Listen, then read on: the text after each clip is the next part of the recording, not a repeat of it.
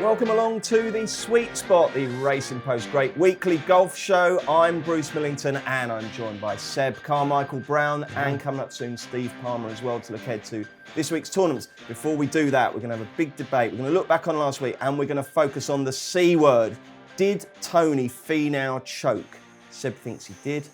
I think he didn't. What else have we got, Seb? Well, lots coming up. We're also going to be previewing the two big events coming up. The ISPS Handler, an interesting event combining men and women together in the same field, same prize money, equal prize money. It's very, very interesting. And then we go to the infamous Pebble Beach for the AT&T Special Celebrity Pro-Am with an absolutely star-studded field over on the west coast of America. And we've also got your questions. Loads coming up. Let's get stuck into the action.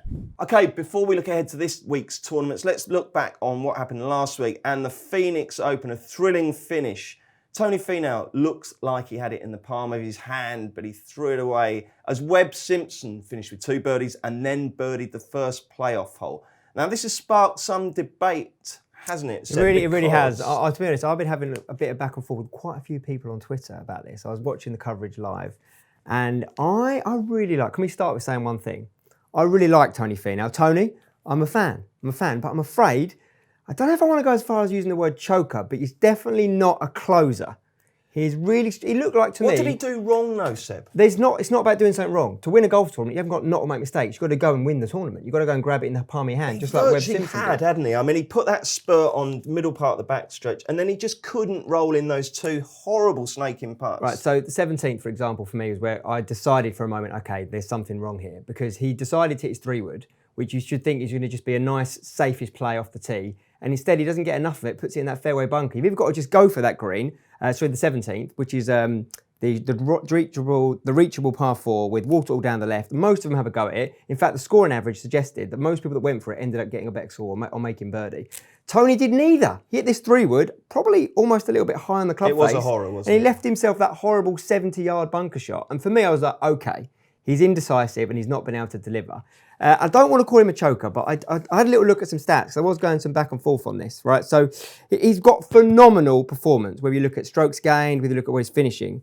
He's got 28 top 10s in the last 4 years. And there's 5 golfers with similar amounts of top 10s in that period. But Tony's the only one out of all of them who have never won a golf tournament. Between them, the other 4 have won 27 from those positions. He did win the Puerto Rico Open, so I mean, come on, be fair. Are we calling that a full event? It was an alternate PGA event. You know, I'm not saying it wasn't a strong field, but it definitely wasn't a very strong field. I think that he seems like a lovely guy and a very, very, very strong golfer. Tends to play well in majors as well, but just can't get over the line. I want him to. I want him to go and win it, but look what Webb did. Finishing, but just like a birdie barrage himself. He went out and took the golf tournament by the palm of his hands. Tony had that other putt on the 18th, inside Webb's. Yes, it was downhill, breaking off the left, but he didn't really give it much of a confident stroke. I just think when he gets that one, Bruce, he's going to go on a run. He's going to go on a run, but he's just got to get it. But the other thing is his demeanour. He was smiley, he was relaxed, he didn't look stressed. Now, I know sometimes that can disguise all sorts of inner turmoil. Yeah. But I just wonder whether he's the sort of guy who's quite happy turning up, picking up somewhere between 100 and 400 grand for his top 10 finish. And it's almost like he doesn't care enough. He doesn't look like one of these, he doesn't look a bag of nerves, does he? No, he definitely doesn't that. I mean, you look at the way he played 16 this week. Every time on 16, he put on the Kobe Bryant jersey. He nearly holed one and did the little swish. In fact, he had the lowest scoring average of anyone, I think, on that hole for the week. And every time wearing the Kobe jersey, getting the crowd up for it. He's certainly not shy of a little bit of pressure. So it's not that. It's just I don't think he's got I'm going to say it again, not a choker, but he's not a closer. The trouble for punters, of course, going forward is that they see this guy and they look at him and say, well, look, he's bound to contend, but can I trust him to win? So perhaps he's one for the top 10 markets rather than win only, isn't he? He's an each-way guy, absolutely. Okay, but it was a great tournament, a great win by Webb. If we go across the Saudi International, we talk about a golfer here who there are absolutely no question marks whatsoever about his cojones.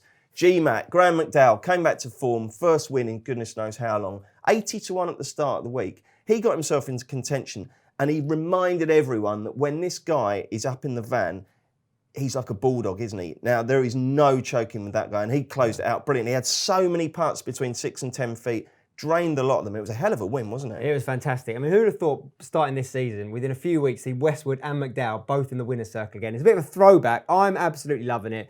McDowell, fair play to him. Interesting course over there, Saudi. You know, looking through it, you could see where they can really tuck some of those pins when the wind picks up. You saw some crazy scoring from people. DJ, the only player in the whole field to shoot 60s in every single round. Our pick last week, or my pick, Tom Lewis, started on fire, 66, backed up with a 79.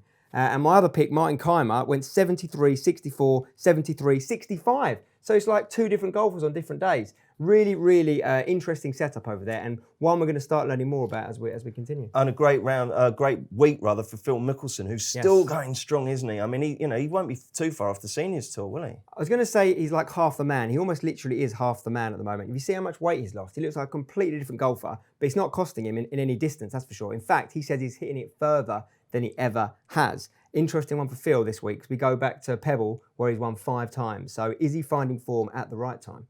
Well, let's see if Steve Palmer fancies Phil, and we'll also get his reflections on last week. Okay, I think it's time to get Steve involved. Steve, we need to, before we get into the rest of it, Steve, can you settle this for us? Tony Finau, give us your thoughts. Yeah, I don't think he's a choker so much as just a bad putter. He just doesn't putt well, and he never has. And it doesn't matter what stage of the tournament that is. He's just not a good putter. His long game is excellent. His short game is poor. And he had a one-shot lead going up the 72nd hole on Sunday. And his drive was amazing, and his approach shot was amazing. Wasn't it? There's no choking or no shots. And then when he got to the green, he just hit a typically Tony Finau-like putt.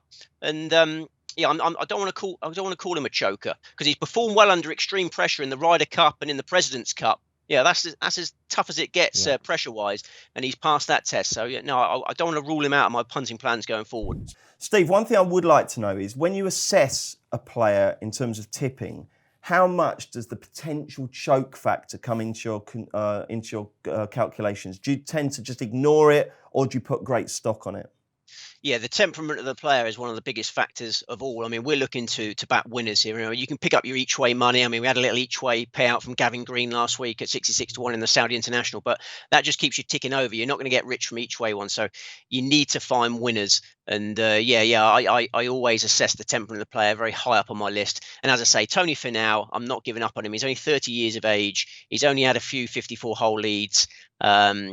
And I don't think he did much wrong on Sunday. There's been some great chokers down the years, Seb. Which one stands out for you? I mean, for me, there can't be a bigger one than 96 Masters, Greg Norman. What an unbelievable player. I think he had a 6-shot lead heading into that final round, ended up losing by 7 to Sir Nick Faldo.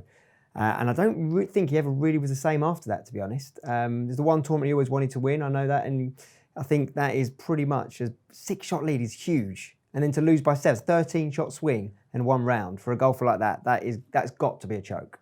Scott Hoke, the choke in the Masters when he missed that putt of literally 13 inches. That was extraordinary, wasn't it? Steve, who have you got on the top of your chokers hit list?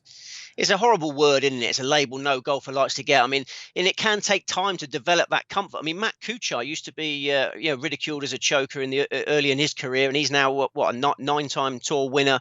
Kevin Na was always considered a complete joke in contention. He's now won 4 PGA Tour titles. I think Charles Howe's the one where there's the biggest mismatch between talent and trophies. Charles Howe, I always thought he was going to be an absolute superstar. He's 40 years of age now. He's only got 3 titles to his name. So, I suppose you could say he's the biggest choker going. Yeah, he certainly knows how to get himself off a leaderboard, doesn't he? Gets himself into contention, CH3. I'll tell you one thing about CH3. See if anyone can tell us in the comments below here. How much money is CH3, Charles Howe III, won? Because I don't have it to hand, but I know it's an absolutely obscene amount of prize money. I'd love to find that out. See if anyone can put that in the comments. Compared to achievements, it's absolutely extraordinary. Yeah. Let's get stuck into this week's tournaments then. We're at Pebble Beach for the AT&T Pro-Am, a great tournament. Here are some indicative prices, so you know what you're playing with. Dustin Johnson heads the market at around about 13 to 2. Patrick Cantlay at 12 to 1. Paul Casey's 20s. Jason Day is 20s. You've got Snedeker and Mickelson at 25s. Matt Fitzpatrick 25s. And it's 28 to 1 bar. Okay, how many tips, Steve? 4. Not going to do your joke? How many tips, Steve? 4! Well done, that's better. How many have you got, Seb? I'm just going to go with 2. 2. 2 this week. Okay, I'm going to rein it in a little bit. Selective. Let's get your main selection. Steve Palmer, who's it going to be? Main selection is Patrick Cantlay. I think he's going to win. He's a former world number 1 amateur. He's always destined to be a superstar. He's got his eyes on becoming a professional world number 1. I think it's possible. He's up to number 8 in the world now. When he made his Pebble Beach Pro-Am debut in 2013, he was 320th in the world, but he finished 9th. Then he had loads of injury problems, lost the best part of 3 seasons to injury, didn't return to Pebble until 2017, and he was almost outside of the world's top 2,000 by then. But finished a respectable 48th. I think this year seriously contends for the Pebble title. He took a lot from the President's Cup. That was the first time representing America for Cantlay. He scored 3 points. He's a key figure in that President's Cup win. He was 4th on his first start of the year in the Century Tournament of Champions. And obviously he's a Californian through and through. This is a home state gig. I think Cantlay's going to win on Sunday. Who's your main man going to be, Seb? Interesting. Well, I'll tell you what, I'm going to start with not my main man, because I noticed a few of the comments below said some people like having these long shot golfers, right? You know, you just get a feeling about somebody. I'm not going to say I'm the biggest fan of his speed of play. You know I'm going to say now, don't you? JB Holmes. He is his big price. He's a big price at 80 to 1. I've got this seemingly muscle memory in the back of my brain of seeing him contend at Pebble. And he's been contending quite a lot recently. He just seems to not be able to get over the line on that final day. If he can fix that, he has got a track record. Did miss the last 2 cuts at Pebble. Played well last week again before fading on the final round, but he has contended at Pebble in the past. Got a couple of high finishes there. And 80 to 1 for an each way bet. I just think that's good value, personally. So I'm not saying he's going to win, but I think that is a good value bet for me. It's going to be a Monday finish then if he's in contention, isn't it? Could well be. Steve, as well as Cantlay, who do you fancy? Next best is Brandon Grace, who we had last week. He did all right. He finished 9th. That was a continuation of his recent resurgence. He was 3rd in the Alfred Dunhill, won the South African Open by 3 shots, 17th at Abu Dhabi. So Grace is looking like his old self again. And if you stick him on a coastal track like this one, give him plenty of wedges in his hand, very dangerous. His first PGA Tour triumph came in the Heritage at Hilton Head Island. The Pebble Beach Pro-Am venues, very similar, suit him well. Who's used most product between you two? God, there's some product. There's not a lot in here haircuts. these days. I thought I was a bit light on the old product. You young guns. Okay, Steve, we'll have your other 2 now, and then we'll get Seb's main man. Third selection is Adam Hadwin. I know you're a massive fan of the nappy factor, Bruce. Well, Adam Hadwin became a father on January the 8th. Plenty of inspiration for him to play well in the coming weeks. He hasn't played much around the birth of little Maddox. That was the name they went for. He scored 1.5 points from 3 matches in the President's Cup. Then he was 40th in Phoenix last week, just getting the rust out of his system. Pebble Beach Pro-Am, that's a tournament that's perfect for him. The course is played to his strengths. He's got a great record in California. The other Pro-Am, the Desert Classic, he's finished runner-up twice in that. 3 runner-up finishes in California. So, Adam Hadwin, 66 to 1 available. And the final one at the biggest price is Maverick McNeely. Keeping a close eye on Maverick McNeely this year. Former world number 1 amateur, born in California, starred at Stanford University, settling nicely on the PGA Tour now. He's made 8 cuts in a row. He finished 15th at Torrey Pines last time out. McNeely just bursting with potential. And this is a home state gig. I mean, 150 to 1 is out there. That's just the wrong price. What did you say Maddox Hadwin is? Is it a boy or a girl? That's a girl, yeah. Maddox Hadwin. I can't remember the name. Yeah. Excellent. Okay. Seb, who are you going to go for? Okay, for me, it's going to be Brandt Snedeker. Coming nicely back into form. He's had a top 12, I think it is, in 2 of his last 3 PGA starts. Not did too well last week, but 2-time win here at Pebble Beach. He loves the Piranha greens, that little jumpy putting stroke. Feel like it helps him get rid of those, maybe what a lot of people complain about the greens at Pebble Beach. Very small greens. Jordan Spieth famously, I think, is on record as saying that he just hits it and hopes on these greens, which is maybe a bit of a sign as to where his mental game is at right now. But yes, Snedeker, 7th in the overall putting, 15th in stroke game putting on the whole PGA Tour this week, 25 to 1. A man that's lifted the trophy twice and is playing pretty decent golf. I think he's a solid pick also. And lads, which celebrity are you most looking forward to seeing? Steve? Not Bill Murray. They spend a lot of time following Bill Murray, don't they? I mean, I love Ghostbusters and I love a lot of his films, but as a person, when he has the script taken away, it's just it's very dull. Yeah, I think I always like watching a bit of Justin Timberlake. I think it's nice to see someone from that maybe brings a different demographic to the game of golf, similar to what we talked about with Niall Horan. Justin Timberlake. I think he's some player, isn't he? He's meant to be a very good player, actually. Yeah, he is. Excellent. Okay, that was the AT&T Pebble Beach Pro-Am. Now let's look at the Vic Open taking place just outside of Melbourne next week at a course called the 13th Beach. Now then, if I read the prices, you'll realise this is not the most stellar field ever assembled for a European Tour event. Hao Tung Lee heads the market at 14-1. We've got recent winner Lucas Herbert at 16s, Jason Scrivener at 16s, Brad Kennedy is 18s. I literally have never heard of Brad Kennedy. Minwoo Lee 20s, Wade Ormsby 20s, Ryan Fox 20s, and it's 25-1 bar. So Steve, weak field. Before we get your main tips, just tell us how this intertwining of the men's tournament and the women's tournament is going to be taking place, Seb, because actually it's taking place simultaneously. So they're going to basically be. It's a multiple course event. They split the courses up for this week, just like they do at the AT&T. But equally, they're going to intersect women's and the men's tee times. They're playing the same golf course. There'll be two winners, a male and a female. Mixed groups? No, single gender groups, but playing intertwined as an overall field.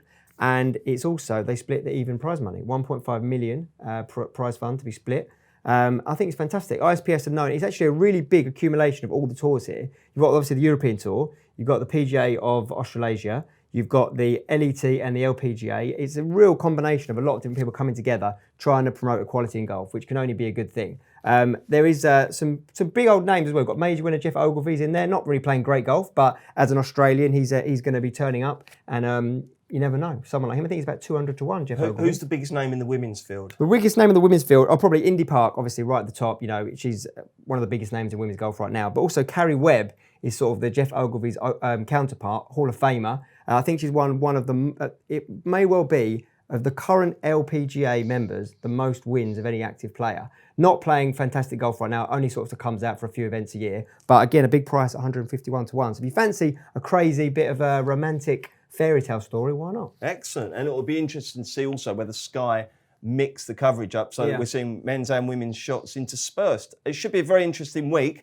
Let's hope we can find the winner. Seb, how many tips have you got? I've just go just one. One decent pick for me. Good value, good golfer. Steve, I really hope you've got 4, no?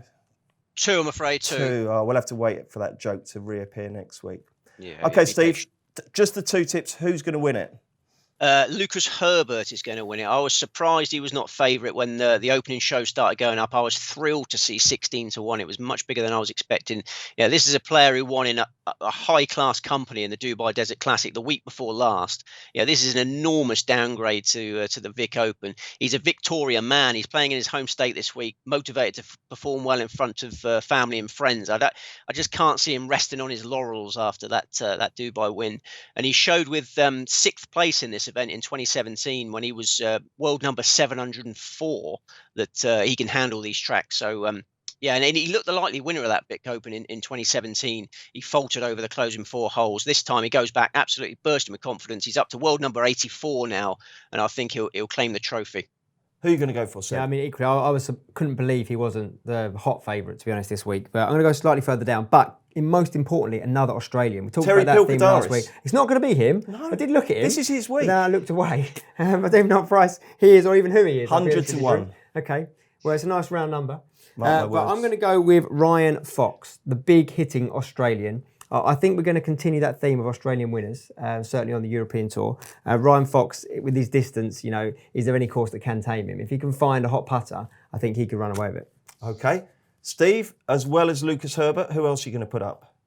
Well, I just want to say about Herbert, I don't think I said enough about his potential. He was always destined to be a superstar. He's only 24 years old. He had a bit of homesickness, and I think it's all going to come good for him now. And this is where it all started. He went through the Victorian Institute of Sport program. So he'll feel like this is where it began for him. And now his career's taken off. Yeah, Herbert's my main bet. Do you think, though, Steve, do you think that there could be an element here of the Rory McIlroys at Portrush, where he's obviously one of the most amazing golfers? Yeah, golfers. Apparently he's a decent goalie, a Man United fan. But could this be too much pressure after winning now? All those people around him, maybe people who have been a part of bringing him to the point he's at in his golfing career right now. Could he feel the pressure and start with an 8 off the first, like Rory did? I pray to God he doesn't, but I think his confidence levels are too high for that. I mean, with Rory, you only had a few Northern Irishmen in that field, didn't you? And obviously Rory was by far the biggest chance of a winner. There's obviously this field's cluttered with Australians. I think there's enough pressure off him in that respect. So yeah, I think 16-1 is enormous, and I've only got one other player that I can put up to beat him, and that's my old favourite Min-Woo Lee. Min-Woo Lee is a slightly bigger price, another rising star of Australian golf. He's 3 years younger than Herbert. He's still trying to get full playing rights on the European Tour, but I don't think it'll take him long to get them. Textbook swing, bundles of power. His last start at home ended with 3rd place in the Australian PGA Championship. He missed the cut by a shot in Saudi Arabia last week. I wouldn't worry too much about that. There were still bursts of brilliance from Min-Woo Lee. Made 8 birdies. Just had a really poor patch at the end of the first round. He's 7 over par through 8 holes of round 1. So a fresh start this week, Min-Woo Lee. And you talk about the ladies tournament. In 2018, Min-Woo Lee's sister, Minjee Lee, won the women's version of the Vic Open. So 2 years later, might be the chance for a baby brother to have Vic Open glory. I mean, Minjee Lee's playing this week. She's favourite for the ladies event. So you could have the Min-Woo Lee Minjee Lee double. And they could inspire each other throughout the week. Goodness me. Excellent. That's a good story that could develop throughout the week. In case you've been scribbling down the tips and haven't quite got them all, let's recap them. AT&T Pebble Beach Pro-Am, Steve Palmer. Patrick Cantlay, Brandon Grace, Adam Hadwin, and Maverick McNeely. And Seb Carmichael-Brown. Brant Snedeker and JB Slomes. Okay, and... I like it. And in get muddled up. Then they're Roger Sloan. You don't want to get muddled up. And in the Vic Open, Steve. Vic Open, Lucas Herbert and Min-Woo Lee. And Seb, all your eggs are in the one basket, and that is? It's Mr. Ryan Fox. It's the Fox's basket. He's going to get all the chickens, all the eggs. He's going to run away with the trophy this week. Love that. We've got a few questions in. First of all, John Welch says, how does Steve feel about cash-out options? To the best of my knowledge, Steve has never cashed out or hedged in his life. Sometimes it's worked, sometimes it happens. Steve, are you ever tempted to cash out? No. The cash out offers are always terrible. I mean, the bookmakers give you nothing. There's no such thing as a free lunch, and you're better off letting things ride than taking cash out offers. There are ways of laying off in better value scenarios. Normally backing another player, but no, cash out options. I don't agree with. Don't agree with that in the workplace. Jolly good. Martin Keane says, I'm finding it difficult to accept that Rory taking a week off escalated him to world #1 in the rankings. And there's another part to this. He said, while watching JB Holmes on Sunday, my wife asked me why I had the TV on pause. She now feels our pain. What do you make of Rory going up to #1 there without playing? Yeah, I mean, there's some confusing things in golf about how the OG official golf world rankings actually work. Another thing that's confused me this week is the exemptions for medical exemptions. Luke Donald, thankfully, I think he's run out of one part of his exemption now, but there's like 6 or 7 different categories you can get an exemption. How that works and how the actual world golf rankings work, I think could do with simplifying a bit for us mere mortals. Absolutely. Well, Luke Donald is the subject of a question from Collingbury Henner even. Luke Donald, 300-1 this week for AT&T. Why have the wheels come off for Cool Hand Luke? He was the former world #1 and a superb Ryder Cup player. Now, Steve, we saw GMAC roll back the years last week. Could Luke do the same?